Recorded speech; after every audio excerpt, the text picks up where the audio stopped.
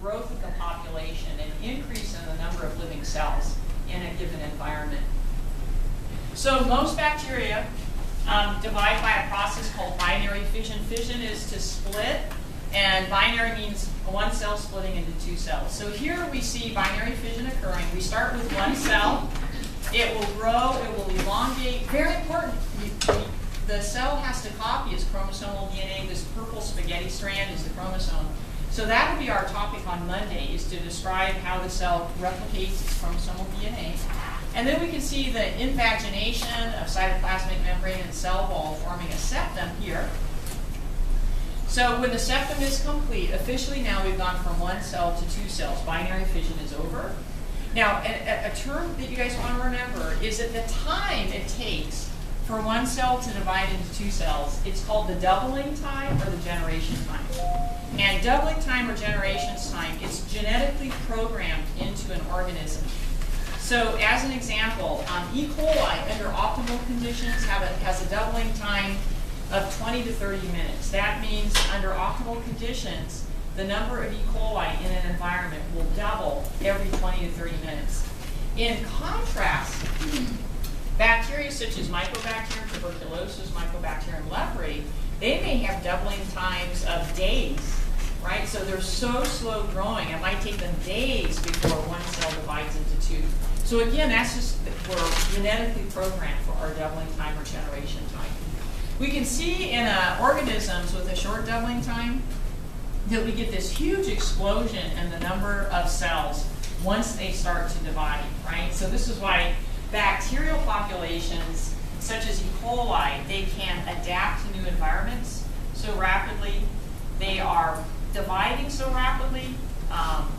The populations are growing so rapidly. There's lots of genetic mutants in their population, and some of those mutants might be better suited to a new environment than say, the parent cells. So organisms that divide rapidly, usually they evolve and adapt rapidly to changing environments. And we're going to discover that this is bad for us, because when we use antibiotics, the bacteria are replicating so rapidly. Usually there's going to be one or two mutants in there that may be resistant to our antibiotics. And we're going to see by overusing antibiotics, we end up selecting for those antibiotic-resistant mutants. And you guys know that's just kind of a theme that's going to haunt us for the rest of the semester. This is just an electron micrograph of a bacterium in the process of binary fission. This has been colored after they took the photograph. So this dark red represents the tightly packed chromosomal DNA here, and we can see the cell, the septum is almost finished forming. All right, so as microbiologists, we always like to measure things. And in the early days of microbiology, we wanted to measure the population increases in bacterial populations. So classically, the way these experiments are run is that you would take a flask of sterile media, like sterile broth, of course it would have a cap here, and using aseptic technique, you transfer a certain number of bacteria into the sterile broth. And then, depending on the doubling time of the bacterium, let's say it's E. coli, maybe every half hour or hour, we take a small aliquot of the broth, and we determine the number of living E. coli per mil. So initially, what we do as scientists, we like to plot our data. And in the early days, they used just regular arithmetic graph paper. Arithmetic meaning arithmetic scale for the x-axis, which is time, arithmetic scale for the y-axis. And in my examples, you guys, I'm using as the y-axis the number of viable cells, that means living cells, per mil of, say, broth. Okay? So the y-axis arithmetic scale would be the number of, the concentration of living cells, viable cells per mil. But the problem was, once the bacteria started replicating, because their population size is doubling every, say, like 20 minutes, we have this huge explosion. And it would mean we'd have to have graph paper, I don't know, like 3 feet long, you know, so that we could fit all our data points in. So what the microbiologists did is they said, well, let's use semi-log graph paper. Semi-log graph paper, the x-axis is a regular arithmetic scale, so time is a regular arithmetic scale. But the y-axis, concentration of viable cells per mil. This is a log scale. And in graphing then the growth of bacterial populations using semi-log paper, we get these beautiful, what are called standard bacterial growth curves, or some folks call them standard microbial growth curves. And we see 4 phases.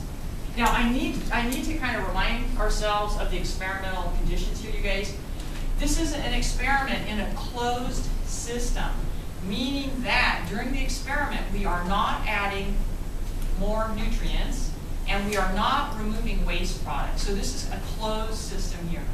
And in these closed systems, when we chart the growth, the changes in the concentration of viable living bacteria over time, we get 4 phases. And these are great exam questions, you guys. So one of the questions, of course, will be, what are the 4 phases of the standard bacterial growth curve?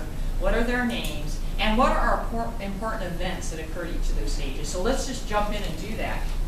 Okay, so in this first phase, you see that there's no change in the number of bacteria in our system, right? And this is called the lag phase. During the lag phase, the bacteria are adapting to their new environment.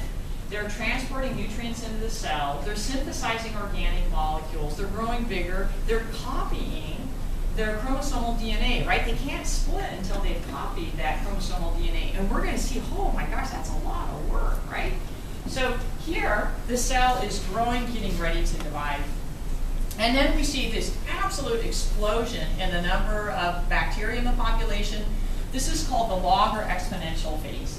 This is when the bacteria are replicating at the highest possible rate given the conditions they're living under. So it's during this log or exponential phase that we measure generation time or doubling time. Okay, so let's look what else is going on here. Oh, this is so important, you guys. For bacteria, it's during the log or exponential phase that they are most sensitive to antibiotics. It's during the log phase that they're most likely to be inhibited or killed by antibiotics. It's the best time to perform gram stains, right? In our gram-positive bacteria, they have nice, thick layers of peptidoglycan to capture the crystal violet iodine. And as we mentioned, it's during the log or exponential phase that we're going to calculate the doubling time or generation time. Okay, now remember, folks, we said this is a closed system, right? So can you imagine that as the population is increasing, just like here on Earth, are we using up our food? Are we using up our nutrients? Yeah, right? And no extra nutrients are coming in. Are toxic metabolic waste products accumulating in our closed system? Yes, they are. So what we're going to see is a gradual change so that we'll see fewer and fewer new cells, fewer and fewer viable living cells arising. And indeed, we get this flattening off of our growth curve. And this third stage is called stationary phase, where it's 0 population growth. This means the